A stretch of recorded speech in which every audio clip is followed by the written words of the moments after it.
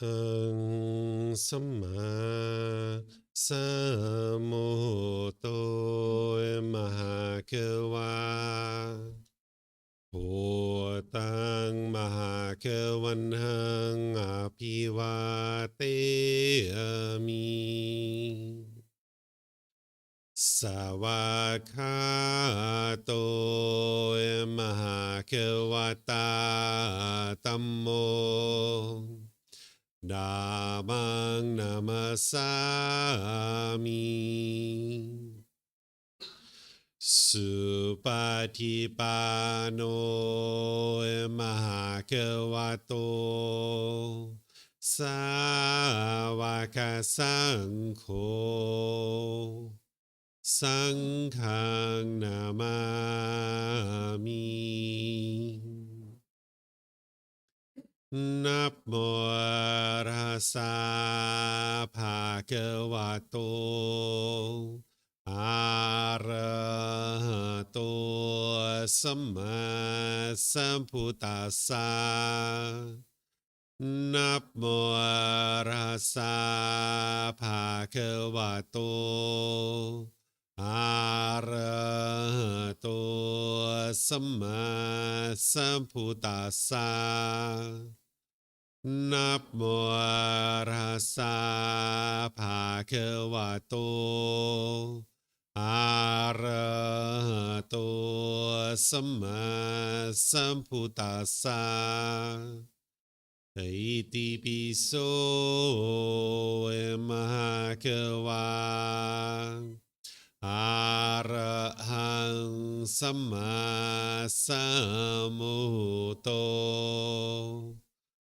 Vicacaranang Sammuno Sakato Rokavitu Anutero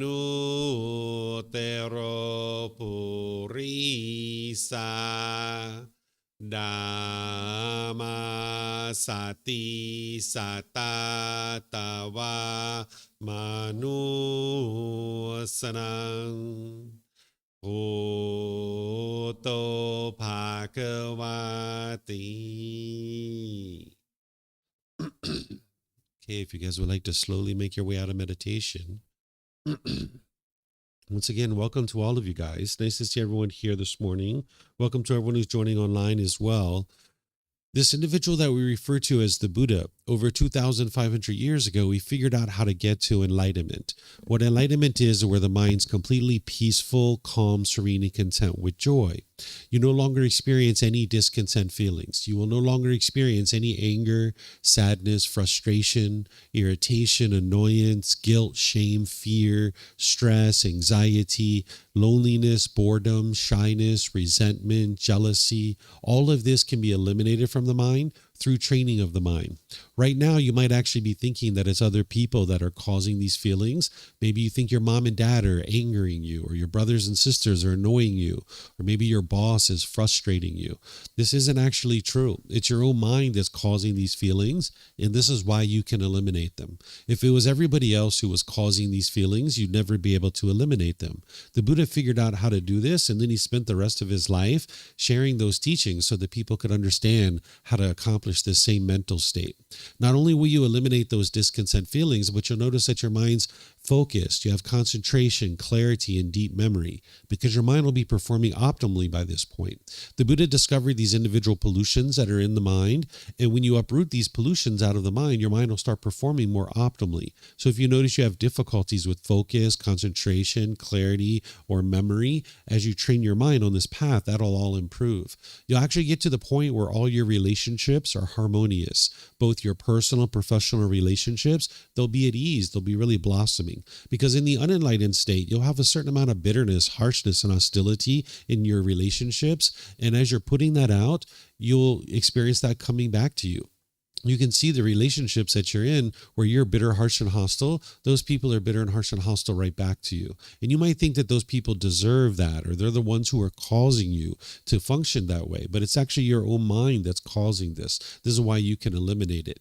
By the time you get to enlightenment, you won't even experience a bad mood anymore. It's physically impossible for you to experience a bad mood. So the Buddha spent 45 years from the age of 35 to 80 sharing with people how to accomplish this mental state. And I have various programs here that I help people to be able to do that through the teaching here or online, through books, audiobooks, videos, podcasts, all the different things that I share, even personal guidance. This is all available to you at no cost, where you can learn and grow and develop and understand how to move your mind closer and closer to this enlightened mental state. The Buddha's teachings aren't a bunch of rites, rituals, ceremonies, worship, prayer. It's none of those kinds of things. It's also not about believing a bunch of things and hoping something good happens when you die. It's about learning, growing, and developing in this life. It's not rules. It's not commandments. It's helping you to understand your mind. It's helping you to understand the world around you. One of the ways you might think about it is like a self-help program. It's learning how to grow and develop, looking inward and growing your mind and developing your mind. And you need to be able to cultivate wisdom to be able to do this. When we cultivate wisdom, what you're doing is you're learning, investigating, and examining the teachings of the Buddha. Then you're reflecting on them to verify whether they're true or they're false. And then you're practicing his teachings, integrating them into your day-to-day life and making decisions through these teachings. And part of that is meditation, which is what we just did, but there's a whole host of other teachings that you need. Sometimes, like I mentioned, people think the Buddha sat under a tree, he meditated, and then instantly got to enlightenment. This isn't actually true. It took him 6 years to get to enlightenment. He talks about it in his teachings. He talks about this gradual training, gradual practice, and gradual progress. So you know this to be true because everything you've ever done has been that way. Whether it's learning to read, write, or speak a certain language, it's been gradual training, gradual practice, and gradual progress. Or maybe some job or occupation, maybe you have a skill that is unique to you. That's been gradual training, gradual practice, and gradual progress to get to that point. So the teachings of the Buddha are the same way, that as you gradually learn them and you gradually practice them, you'll see gradual improvement.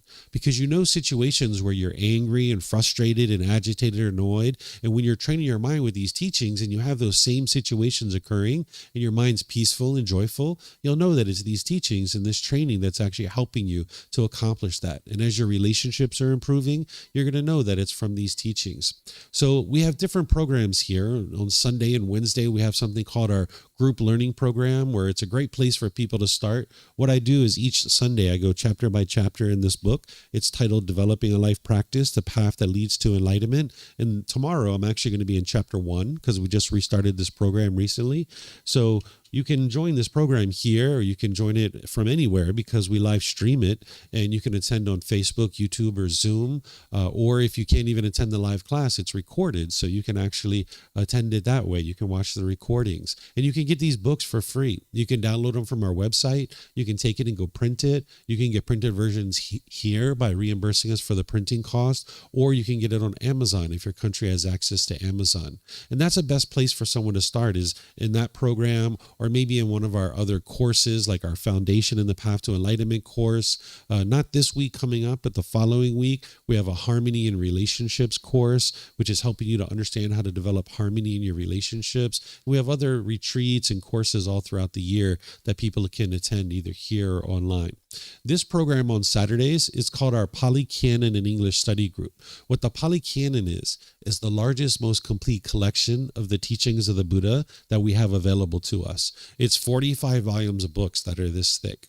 And what we've done as part of our community here is we've consolidated that into 13 books so that then students can learn and approach these in a more approachable way, because those 45 books that are this thick, it'll take you a long time to actually read those. But we've consolidated it in a way that you can actually approach it and it's more manageable. So over the course of a year and a half, I gradually walk students through the Pali Canon and English Study Group, which is the volumes 2 through 13. So the first program on Sundays and Wednesdays, we cover volume 1, where on Saturdays, we study volumes 2 through 13.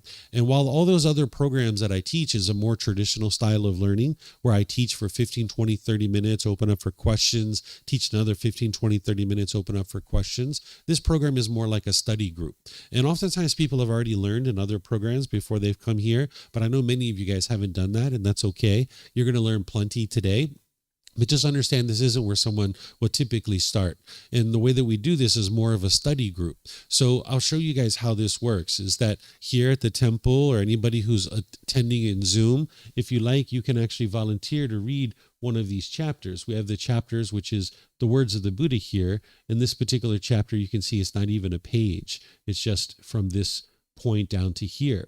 And after somebody reads a chapter, then I'm going to share some teachings on that just to help you guys further understand how this teaching fits into the overall teachings of the Buddha. Because you're going to see the Buddha teaches very clear, very concise, and very precise. You don't need to interpret his words or figure out what he's saying, but it's helpful to have a dedicated practitioner and teacher kind of guide you through the path. It's you doing the work. You're an independent practitioner looking to cultivate wisdom. A teacher is like a tour guide pointing out for you the things that you need to learn and understand. But you'll see the Buddha teaches very clear and very concise, but I'll show you how it's connected to other teachings and how you can integrate it into your day-to-day life to experience beneficial results. And then after I'm done teaching, then I'm going to open up to any and all questions that you guys would like to ask, whether you're here or online. So if you would like to volunteer to read, or if you would like to ask questions here at the temple, I'd like to just ask if you could use the microphones. We have microphones in a white bowl in the middle of the room. If you could just get a microphone and then bring it back to your seat, you just press the gray button and hold that up to your chin, and we'll be able to hear you here at the temple, and they'll be able to hear you online as well. If you speak here without a microphone, they won't be able to hear you online. And then you can keep these microphones with you because you might have more than one question, or someone around you might have a question, and you can just share it with them. For those of you guys that are online, if you're in Facebook, YouTube, or Zoom, you can put your question into the comments section. I'll be able to see that. Or in Zoom, you can electronically raise your hand, unmute your microphone to be able to ask questions or volunteer to read. So is there anybody here or anybody online in Zoom that would like to volunteer to read this first chapter?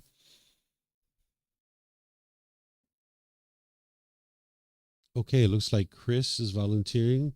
Go ahead, sir. Understanding and not penetrating the Four Noble Truths. Monks, it is because of not understanding and not penetrating the Four Noble Truths that you and I have roamed and wandered through this long course of the cycle of rebirth. What for? It is, monks, because of not understanding and not penetrating the noble truth of discontentedness, that you and I have roamed and wandered through this long course of the cycle of rebirth. It is because of not understanding and not penetrating the noble truth of the cause of discontentedness that you and I have roamed and wandered through this long course of the cycle of rebirth. It is because of not understanding and not penetrating the noble truth of the elimination of discontentedness that you and I have roamed and wandered through this long course of the cycle of rebirth. Is because of not understanding and not penetrating the noble truth of the way leading to the elimination of discontentedness that you and I have roamed and wandered through this long course of the cycle of rebirth. Okay, thank you, sir. So what you guys have here in these books is you have the words of the Buddha, which Chris just read. There's a reference here that takes you back to the original Pali Canon, so you can see where this came from. And then you've got words from me that are helping you to be able to understand how to integrate this into your day-to-day life. So this is going to help guide you in learning the teachings of the Buddha. So this is volume 2, chapter 41, and it's titled Not Understanding and Not Penetrating the Four Noble Truths.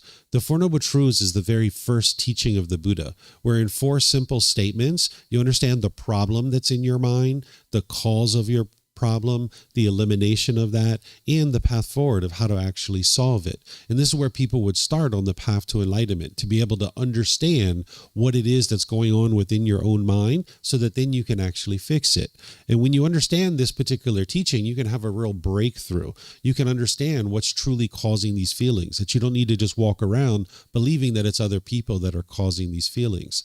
So this first teaching of the Four Noble Truths is where people will typically start on the path to enlightenment. And getting to enlightenment means that your mind is, yes, peaceful, calm, serene, content with joy, all those benefits that I talked about, but also an individual isn't going to be reborn in the cycle of rebirth. Now, you heard me share at the beginning that none of the teachings of the Buddha are based in belief, including the cycle of rebirth. You're never interested in believing anything about the teachings of the Buddha, but you can actually independently verify the cycle of rebirth. Right now, you might be believing that you only have one life, but you don't have any evidence that you only have one life. It's just that that's what you're believing. And maybe right now you can't remember some of your past lives. But as you go forward on the path to enlightenment and you're eliminating this pollution out of the mind, you might actually start observing and having memories of your past lives. In fact, it might have already happened for you. If you've experienced deja vu, where you're doing a certain situation and it feels utterly familiar to you, but you know that it didn't happen in this life, this is actually your residual memories bubbling up to the surface of your mind from previous lives. So in volume 11, chapter 105 of our book series, I have 17 different criteria that help you to be able to independently verify the cycle of rebirth. But it's in volume 11, chapter 105 for a reason, because you don't usually approach this at the very beginning of your journey on the path to enlightenment. There's other wisdom that you need to cultivate before you get to that point. But this Four Noble Truths is something that you can be learning right from the very beginning. In fact, that's advisable to learn the Four Noble Truths from the beginning. What the first noble truth is the first noble truth is explaining to you that the problem that each individual unenlightened being is experiencing is called discontentedness. Discontentedness is where your mind's experiencing conditioned feelings, that based on some condition, you then experience a feeling of either pleasant feelings, painful feelings, or feelings that are neither painful nor pleasant. So for example, if you wake up in the morning and you see that it's sunny outside and you get really happy and excited about that, that is a conditioned feeling. That based on the condition that it's sunny, you are now experiencing happiness. But the problem with this is that when the sun is gone, when it's now raining, you'll experience frustration or sadness because you based your feeling of happiness on a condition. And that condition is not permanent. Everything around you is constantly changing. So this is the reason why you haven't been able to get to permanent happiness, because your mind is basing its inner feelings on some condition, like the sun. Or say you get really happy when your bank account balance is up here. Well, when it goes down here, you'll be sad or frustrated, right? This is the mind experiencing conditioned feelings. So the unenlightened mind will move from these pleasant feelings, which are like happiness, excitement, elation, thrill, exhilaration, euphoria, to painful feelings like sadness, anger, frustration, agitation, annoyance, guilt, shame, fear, stress, anxiety, and others. And then there's neither painful nor pleasant feelings like shyness or uncomfortableness or dissatisfaction. These are conditioned feelings. The mind in the unenlightened state goes up and down and up and down. It's only a matter of time before you become angry or frustrated about something. That's the problem that each unenlightened mind is experiencing, that the mind is shaken up, it's unsteady, it's uncalm. The second noble truth explains the cause of this problem. The cause of this problem is craving, desire, attachment. This is the mind's longing, yearning, the chasing after the objects of your affection, thinking that the next new shiny object waiting around the corner is going to provide some kind of lasting satisfaction. It's like the mind has an unquenchable thirst. The mind thinks like, oh, if I can just get that thing, everything will be perfect in my life. The mind is craving permanence, wanting things to be permanent in your life. You might think, I don't feel good here. What do I need to feel better? More money. That'll fix everything. Let me get some more money. So now you kind of try to chase after money for a while. And if you actually get it, you'll be happy. But then eventually that'll fade away because you're basing your inner feeling on the money. And then you're like, what do I need to feel happy here? A new boyfriend, a new girlfriend, that'll fix everything. Let me get one of those. So now you kind of chase after that for a while. And then you get one of those and you're so happy and excited. You got a new boyfriend or girlfriend. But then all of a sudden the relationship deteriorates and you're angry and frustrated and right back where you started from. And then the mind's like, what do I need to do to feel better here? Oh, go to Thailand. That's what'll work. Let me go to Thailand. That'll fix everything. So now you might go to Thailand and you're so excited because they have mango and sticky rice and massages and they have elephants and all these things. But then it's time to go back home and you don't like that and you're angry or frustrated or irritated or annoyed again, right? So the mind just goes up and down and up and down. And this is because of the craving for permanence. The mind's forming its inner feelings on some condition. So, for example, if you think back to when we were children, we might have went to mom and dad and we say, mommy and daddy, can I have chocolate and ice cream? And they're like, sure, here you go. Here's your chocolate and ice cream. And you're like, thank you, mommy and daddy. You're the best mommy and daddy ever. And then the second day comes around and we say, mommy and daddy, can I have chocolate and ice cream? Sure, here you go. Here's your chocolate and ice cream.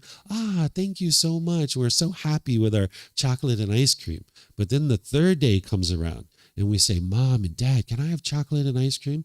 And they say, no, you can't have chocolate and ice cream.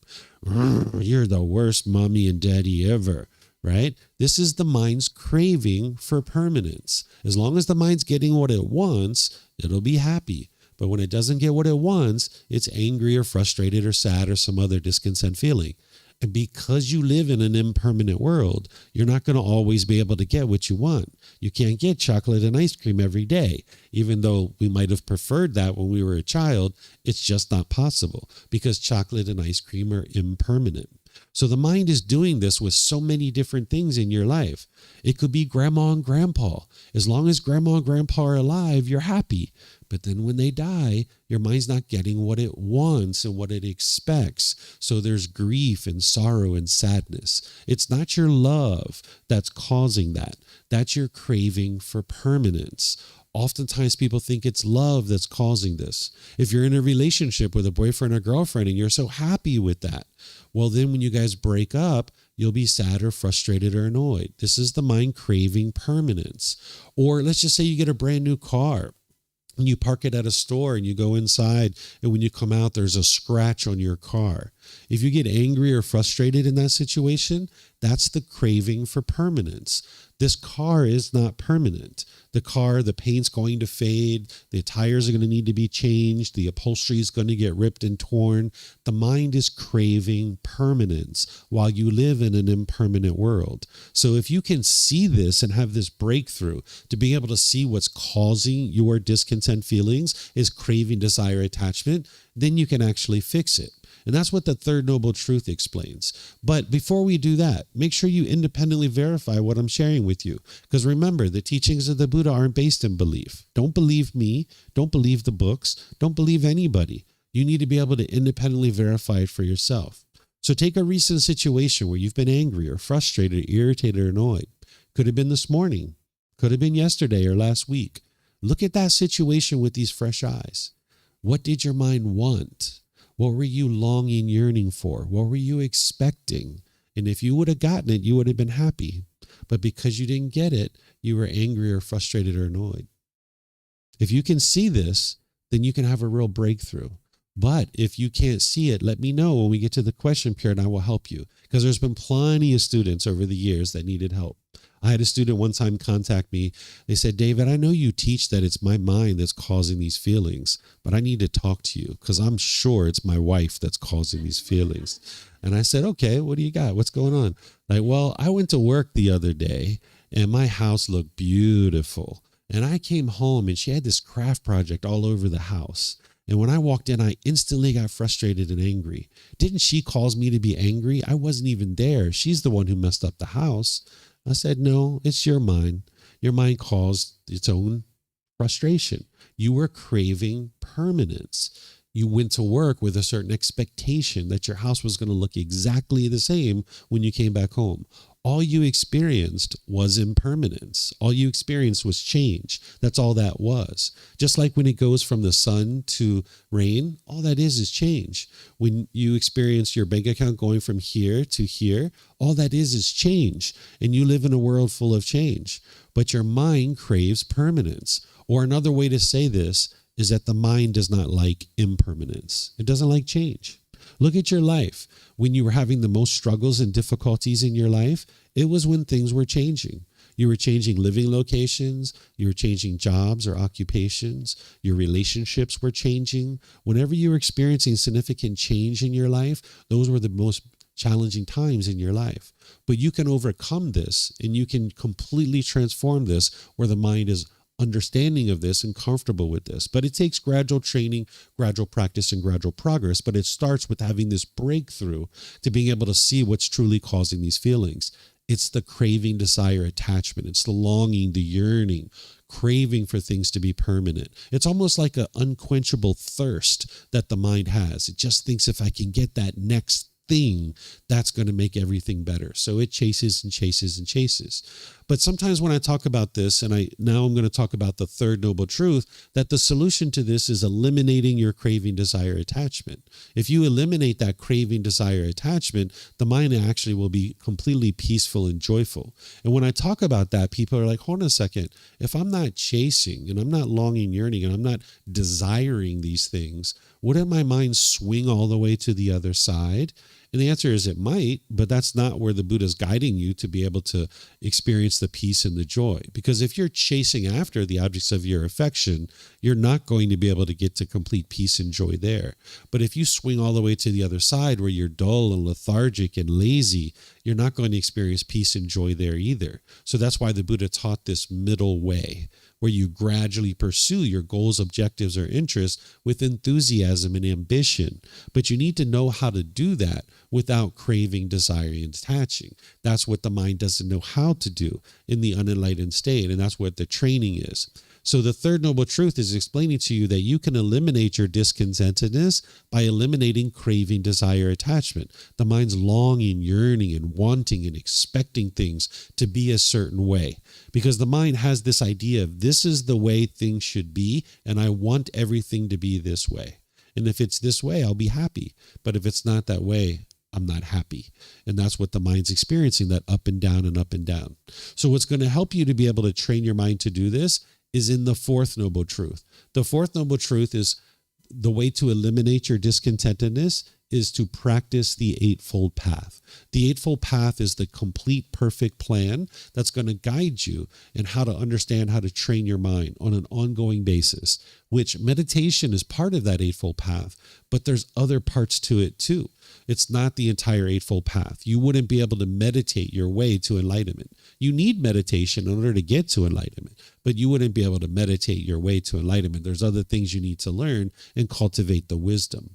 So these are the Four Noble Truths, and the Buddha is explaining this is the reason why beings just keep being reborn over and over and over again, because they haven't understood the Four Noble Truths. They haven't penetrated into it. Because as long as your mind has this craving and this clinging where you're holding on to this life, you're just going to keep coming back over and over and over again, continuing to experience birth, aging, death, sorrow, grief, pain, displeasure, and despair.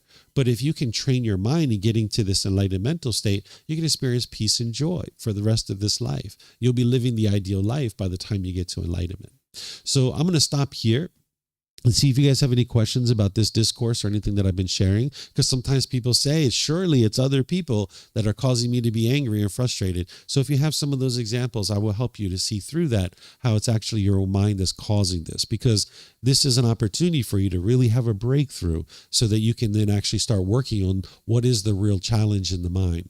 So if you guys could use the microphones here, then you'll be able to ask questions. And for those of you guys that are on Facebook, YouTube, or Zoom, you can put your questions into the comment section, or in Zoom, you can raise your hand electronically. So let me know what questions you guys might have. Yes, ma'am. If you could get a microphone over there.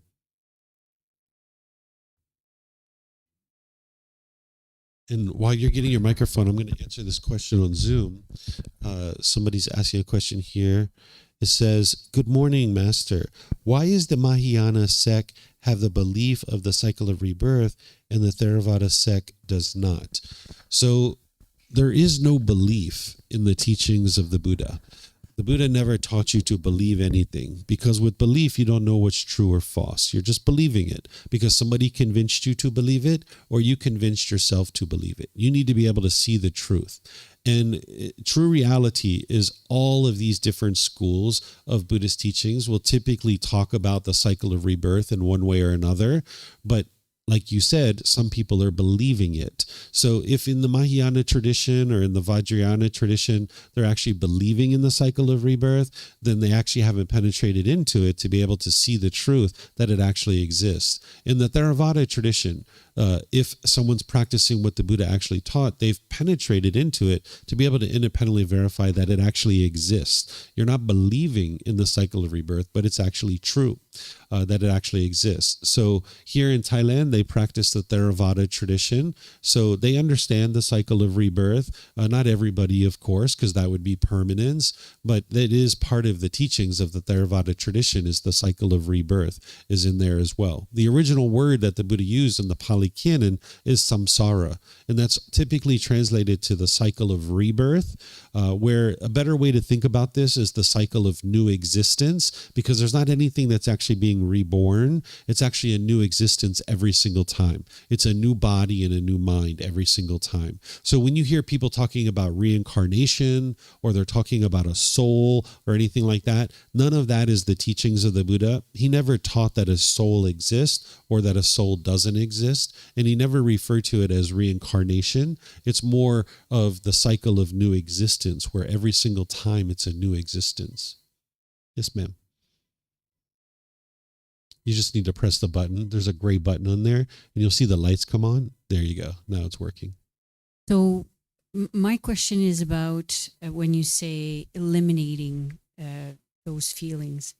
I thought it was more about, because you can't really stop thought and feelings to happen, but when you become more aware, you can change your relationships to them. Is that? So thoughts and feelings are two different things. You're accurate that you're not going to be able to eliminate your thoughts. As long as you're alive, you'll have thoughts, but you can eliminate the feelings. The feelings are actually being caused by craving, desire, attachment, and these pollutions that are in the mind. By the time you get to enlightenment, you will no longer experience any discontent feelings. So you're not suppressing your feelings or repressing them. You're actually eliminating the causes and conditions that are producing them. So by the time you get to enlightenment, your mind has essentially been rewired, where it no longer experiences these conditioned feelings, that you're not basing your feelings on something external any longer. So this is one of the misunderstandings that some people have, is they think that the Buddhist teachings are teaching you how to cope with the feelings or have a different relationship with the feelings. This is more of modern psychology. What modern psychology does is they teach you how to cope with your feelings or manage your feelings. The Buddha is actually teaching you how to completely eliminate them. And you can actually see this in his teachings. And then for those people that have actually practiced to the point of getting to enlightenment, they know that this is actually true, that you can see it in the teachings where he's teaching you to completely eliminate your discontent feelings. But also for someone who's experiencing that mental state, they actually know that it's true because they've practiced to the point where they've gotten to that point where their mind no longer experiences those feelings. It'll be 1 year, 2 years, 3 years. You haven't had any discontentedness, even the slightest dislike in your mind, even the slightest ickiness by the time you get to enlightenment. Oftentimes people think that that dislike that you're experiencing is coming from the other person, but it's actually coming from one's own mind. It's the craving, desire, attachment, that the mind wants everybody to be this way. And if they're that way, I will like them. And if they're not that way, the individual will dislike them. So by the time that you get to the enlightened mental state, you won't have any of that kind of stuff going on in the mind, because you've eliminated the causes and conditions that are producing it. Mm-hmm. Do you have something else? Mm-hmm. I thought that I would see that more as things that are outside your control. Mm-hmm. That the permanence Mm-hmm. type of the way that you refer to certain things as wanting permanence. Mm-hmm. Sometimes I think we want things that are outside of our control or that we have no control over, and it creates that frustration, like the sun and the rain, or some other person's reactions or actions and so forth. Yeah, so that's why the very first teaching of the Buddha is the Four Noble Truths. So you can see that it's not the sun that's causing you to be angry. It's not other people who are causing you to be angry. It's actually your own mind. And that's something you do have control over. But in the unenlightened state, you don't have control over your mind. Because when the mind's having stress and anxiety and anger and frustration, in that situation, you don't have control over your mind. Because there's the body, there's the mind, and then there's the person. And the person doesn't have control over the mind. And the mind's out there being angry and frustrated. But what you're doing on the path to enlightenment is you're disciplining your mind. You're getting to the point where you can control your mind. And from the time you get to enlightenment, you'll have complete control over your mind. So these emotions and feelings, an individual is uncontrolled. Their mind is uncontrolled in the unenlightened state, but it's still being caused by the mind itself. By the time you get to enlightenment, you will now be able to fully control the mind, and there's not a rising of any anger whatsoever. The causes and conditions that are producing that to arise have been completely eliminated out of the mind. And sometimes when I talk about that, people will be like, oh, you must feel numb, you must feel void or mundane. And the answer is actually no, that's not the truth. That in the unenlightened state, the way that conditioned feelings work is that if your mom and dad are doing this, if your brothers and sisters are doing this, if your boss is doing this, if the weather is this, if I have this much money in my bank account, if I have this kind of house, this kind of car, this kind of job, this kind of clothing, this kind of food, then I'll be happy. So your happiness actually shrinks because it's called conditional happiness, that you only can be happy when these conditions are met. But by the time you get to enlightenment, you're beyond that. You're now experiencing unconditional happiness, that your mind can be bright and cheerful and glad and uplifted at all times during your day. And there doesn't need to be any condition met in order for that happiness to be there. So the feelings that you're experiencing are not coming from the outside world. It's coming from your inner mind.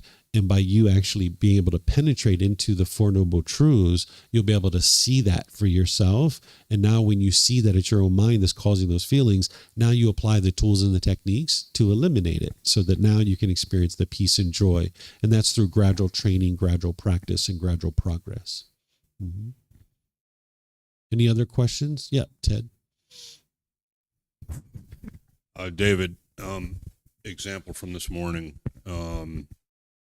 walking up to class, there was like 30 pairs of shoes in front of the stairs. I couldn't get to the stairs. Immediately fired me off.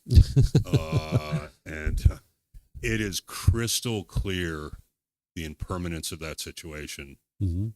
But it still arises the feelings, the frustration, the anger. I guess I just need a refresher on what I do beyond that. Okay. So first of all, thank you for everyone who left their shoes out in front of the stairs, because this provides Ted an opportunity to practice the teachings and become more liberated and get closer to enlightenment. So thank you all for doing that. Next, in that moment where you're noticing that your mind is getting triggered, that's your craving, desire, attachment getting triggered. The mind's craving permanence. I want everyone to do it this way. And the mind needs to realize that it's in an impermanent world. So in the moment when you're experiencing that, you need to be able to notice with your mindfulness that your anger is arising. It's going to start as a bodily sensation. There's going to be tingling in the body, tightening in the chest, tightening in the throat, heat in the face, pressure in the skull. And as you're noticing that early warning system, you need to be able to cut that off and let it go. That's why we're doing the meditation that we did, where you're focused on the breath. And anytime the mind moves off the breath, you cut that off and let it go and come back to the breath. You're building this internal mechanism to be able to cut off and let go. That's also why the Buddha teaches you to practice generosity, where you're giving and sharing your time, effort, energy, and resources without any expectation of anything in return, because you're training your mind to be able to let go. Because what craving, desire, attachment is doing is it's holding on. It's craving permanence. And you're training your mind to let go. So when you walk up and you see the shoes, just like, oh, well, people left their shoes here. Keep on walking. No big deal, right? so that the mind can now let go. But if you do notice that the anger is arising in the moment, you would like to cut it off and let it go. Cut it off and let it go. You're not suppressing your feelings or repressing them. You're cutting it off before it becomes a feeling. But if you miss it as a bodily sensation and it does become a feeling, like what you did, then you cut it off there. But that's not going to get you to enlightenment. Ultimately, you need to get ahead of it, because if you keep allowing the mind to experience the feeling, it's just going to keep staying wired that way. So ultimately, over a long-term period with lots of training, you got to get ahead of it where you can catch it as a bodily sensation. And eventually, if you do that enough, you won't even have that. It won't arise any longer because the craving has been eliminated. It's been extinguished out of the mind. So with consistent ongoing training of breathing mindfulness meditation and practicing generosity, and in the moment when you're noticing it arising, that you cut it off and cut it off and cut it off, eventually you'll be able to completely transform the mind. Because if you don't cut it off as a bodily sensation, you don't cut it off as a feeling, it's going to affect the condition of your mind. You'll be grumpy and irritable for a few minutes, a few hours, a few days. I'm sure you guys have experienced that, right? Where you've been grumpy and irritable for a few days. This is because you didn't understand what the Buddha is teaching you, which is to cut off and let go. And then it feeds the mental object. So you'd like to be able to cut this off as soon as possible, because the longer you allow the mind to stay wired that way, it'll just keep doing that. It's going to keep doing that over and over and over again. Mm-hmm. Yep, you're welcome. All right, no more questions? Yes, sir.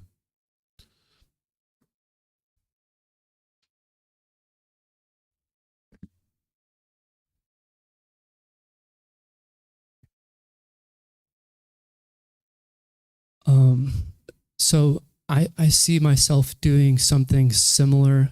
I mean, I obviously do it for external things like with people, but towards myself, I have different expectations. For example, I have an expectation to be more disciplined. So if I'm spending too much time on social media, I'll get angry towards myself, or I have a tendency like to be playful, but then sometimes I become annoying or antagonistic, or I just have various expectations of myself, and I frequently don't meet my own expectations, and then I get angry towards myself. Just this discontentment with my own habitual patterns and tendencies, and yeah.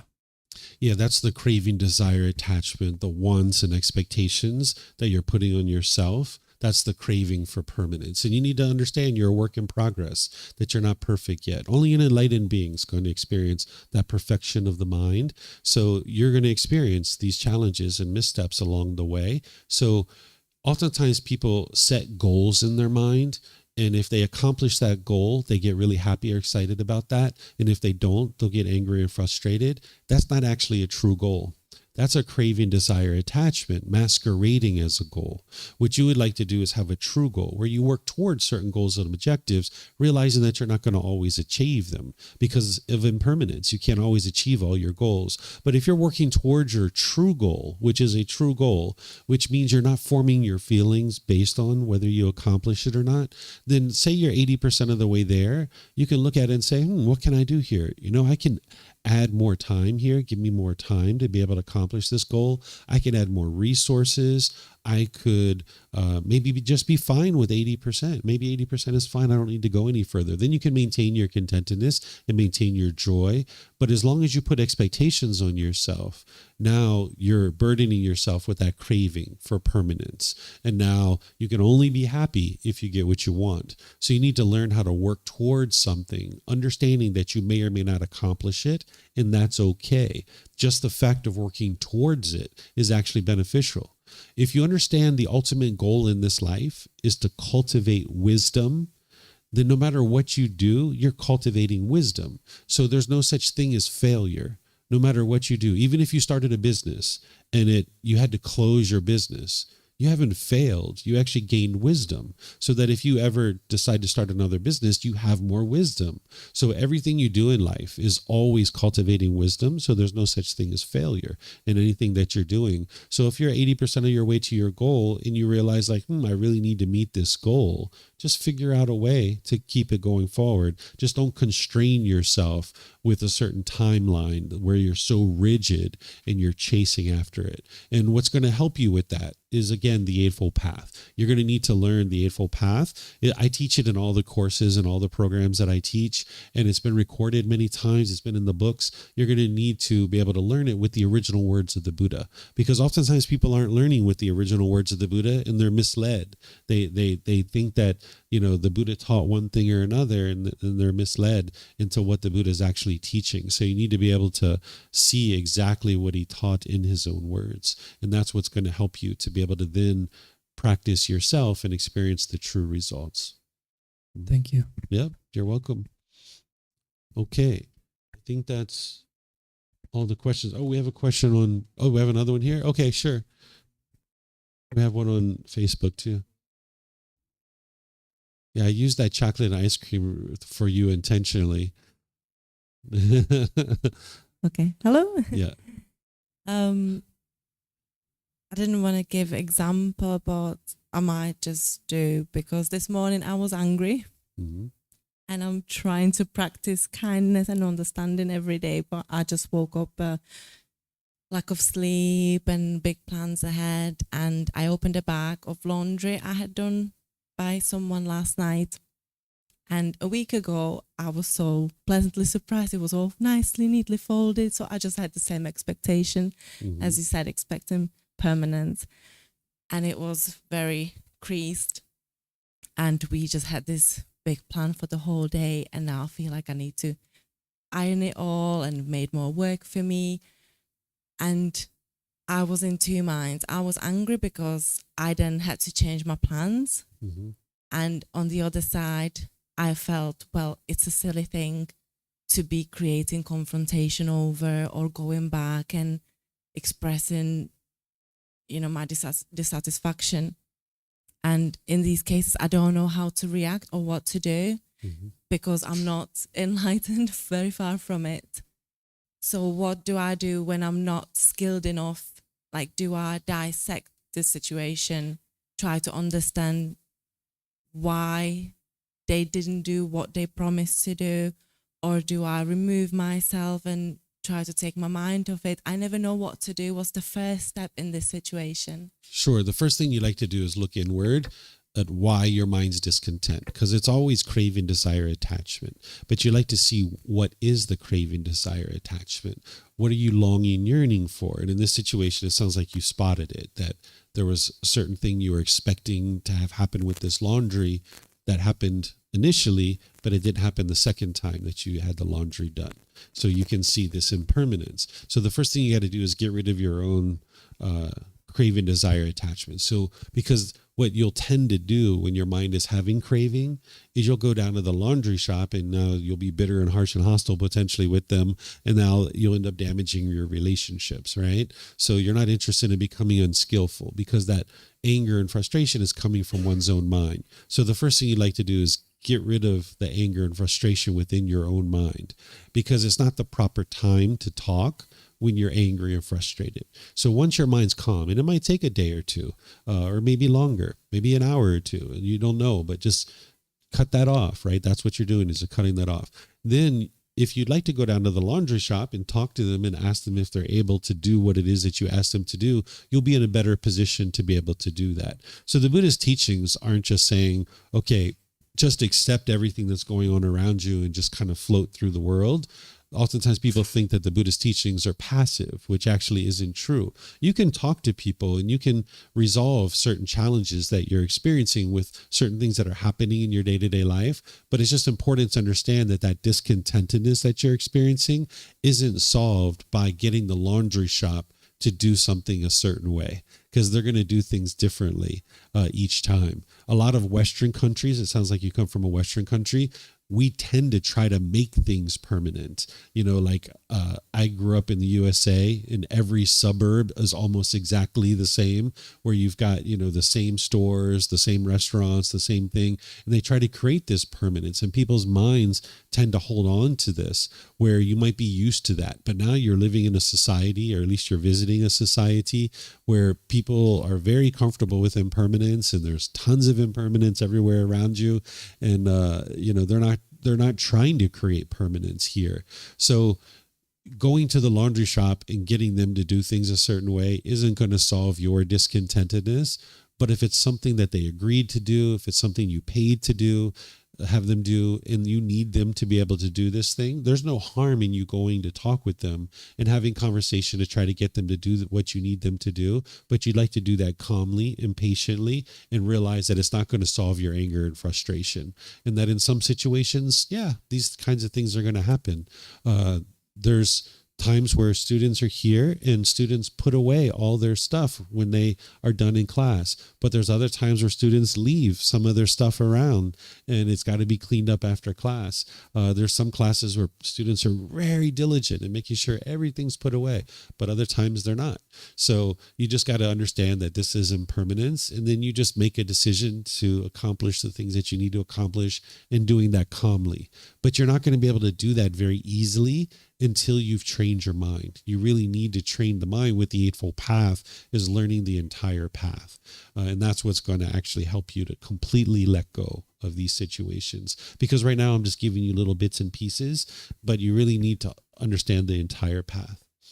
Mm-hmm. Yeah. Okay, so we have a question coming in on Facebook from Chris. He says, Teacher David, if I try to practice true generosity, but there is still some craving for benefits, better relationships, better reputation, will that effort to practice generosity help eliminate the desire for the benefits? You actually need to cut it off, Chris. Just practicing, you would like to practice generosity. You're going to need to practice generosity. But because your mind has this, where there's still some underlying expectations, you're going to need to be able to practice generosity, but cut off and let go of that expectation that's coming up. So yes, the more you practice generosity, it will help you, but you still need to apply right effort, and you need to practice right mindfulness, that you can see those expectations coming up, and then you can apply the effort to cut that off and let it go. Okay. So I don't see any other questions. No other questions. Okay, so let's do one more chapter, and then we'll just kind of finish up our class for today. So would somebody like to read this one, chapter 42? Yes, ma'am.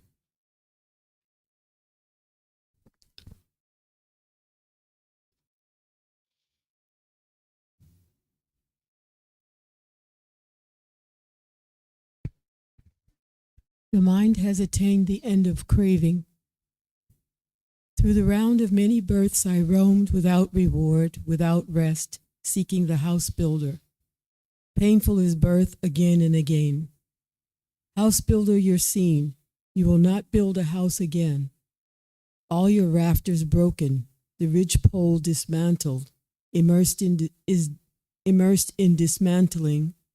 The mind has attained to the end of craving. Okay, thank you, ma'am. So this is actually a teaching from what's called the Dhammapada. The Dhammapada is not the actual words of the Buddha. This is a scholarly work that scholars looked at the teachings of the Buddha and they kind of summarized his teachings kind of in a little bit more of a poetic form like this. The Buddha doesn't teach in poetic form like this. He actually teaches, you saw previously, as a discourse where you can see very clearly. So this one is a little bit more challenging to be able to understand. But if you understand his teachings, you can see that there's some aspects of this that is actually accurate to what the Buddha taught.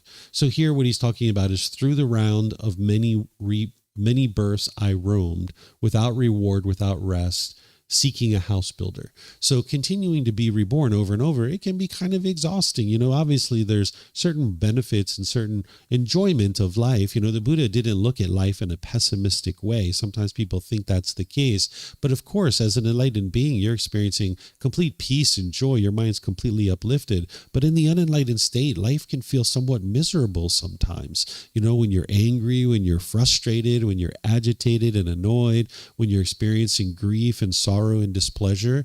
So that's what the Buddha is saying here is without reward, without rest, the mind, you kind of feel dragged down sometimes with the unenlightened mind. And then the Buddha is talking about the seeking of the house builder, meaning the mind is seeking for existence over and over and over again. The mind is craving permanent existence. And the Buddha talks about painful is birth again and again. For anybody who's given birth, you know that birth is painful. If you've ever been around someone who has given birth, just ask them, was your birth pleasant? It was very painful to give birth. Of course, there's the joy that you have this new baby and you get to grow this baby and nurture this baby. But the process of giving birth, it's quite painful if you've ever been around that. So birth is very painful.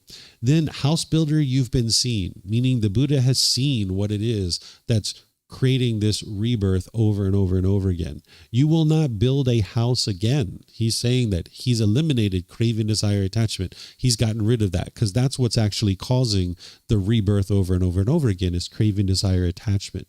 All your rafters broken, the ridge pole dismantled, immersed in dismantling. The mind has attained the end of craving. Because when you eliminate craving, desire, attachment, the mind will be completely peaceful and joyful. And you'll also be outside of the cycle of rebirth where you won't be experiencing rebirth over and over and over again. So the Buddha is saying, hey, I see what is leading to the continuous rebirth, which is craving, desire, attachment. But I've ended craving, desire, attachment, and now there's not going to be this continuous rebirth, that I've dismantled all of that. So this is not exactly the words of the Buddha. This is, again, a scholar who's kind of summarizing his words in more of a verse and poetic form. But nonetheless, it's kind of interesting to study. So I have a couple of chapters like this throughout the book series. So do you guys have any questions on this? No? Okay. So what I'll do then is, we have a question here on Zoom. Let's see here. We have a question. Actually, we have a few here. Am I right to say the routine of leaving our shoes outside the temple is like an attachment built in our mind, good or bad?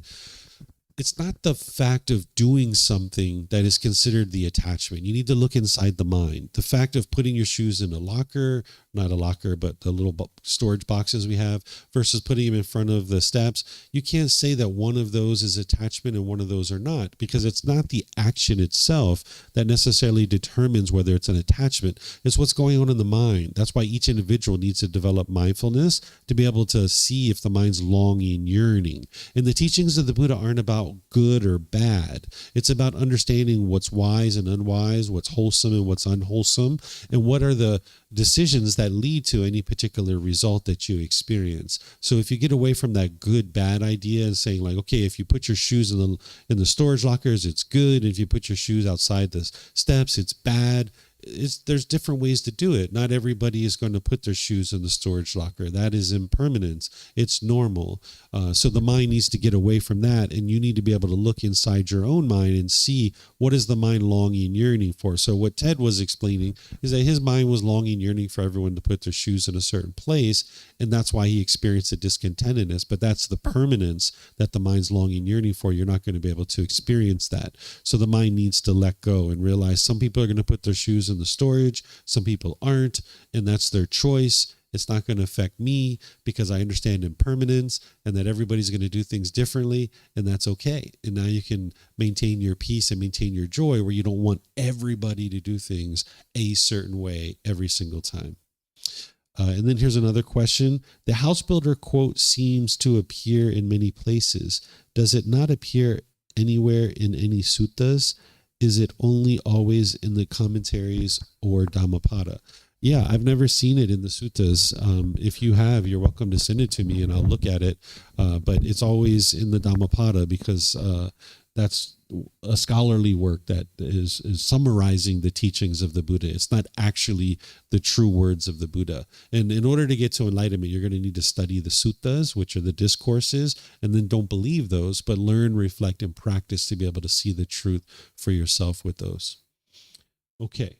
So I'm just going to end class here by thanking all of you guys for joining. Thank you for your interest to learn and grow and understand the teachings of the Buddha, because as you learn and grow on this path, you're becoming a better and better human being, helping to become more kind and gentler and loving for yourself, and towards the people around you too. So I really admire people who come to a place like this to be able to do that work, because it's really easy to show up to a place and just believe a bunch of things, but it's a lot more challenging to show up to a place where you need to confront some of the things that you thought that you knew about the world, and to get to the point where you realize you don't understand everything about the world yet. That stress and anxiety and frustration and all those things, that's an indication to you that your mind is not yet awake, that you have not yet accomplished the wisdom that you need to be able to get to the point where your mind's fully awake. So thank you for your dedication and determination to learn and grow and develop on the path. Because while it's easier to show up to a place like this and believe a bunch of things, it's a lot harder later because you haven't cultivated any wisdom to improve your life. Coming to a place like this, it's a bit more challenging because you're needing to confront the things that are your mind is thinking about the world, but then things are a lot easier later because you're actually cultivating wisdom to be able to make wiser and wiser decisions in your life. So thank you. If you guys would like to learn more, you're more than welcome to do that. Tomorrow I have class at 9 a.m. and 9 p.m. here, where I'm going to actually be teaching in a more traditional method. The chapter 1 is titled Universal Teachings, Love, No Harm, and Good Morals. This is where I'm going to help you guys to see the connections between teachings like the Buddha, Jesus Christ, Prophet Muhammad, Hinduism. Those things are things that you might have learned in other places, and there's actually connections to the teachings of the Buddha. So then I'll help you guys to understand why that is and what those similarities are. And then tomorrow at 6:30 p.m., synced up with the Sunday night walking market, we have a meditation here where I'll be guiding students in meditation at 6:30 p.m. And then I'll just open up to any and all questions that students have. And then you'll see events all next week. We'll have the classes on Wednesday. We'll have a social event on Friday and things like that. You can find all these details on our bulletin board there, and you can find it on our website as well. And what I would recommend for everybody is to really get started with the first book. Volume 1 is really the best place to get started. And as I share with you, you can get that at no cost in all those different ways. So whatever you choose to do today, have a very lovely and wonderful rest of your day. We'll see you next time. Sawadee khap. Sawadee khap.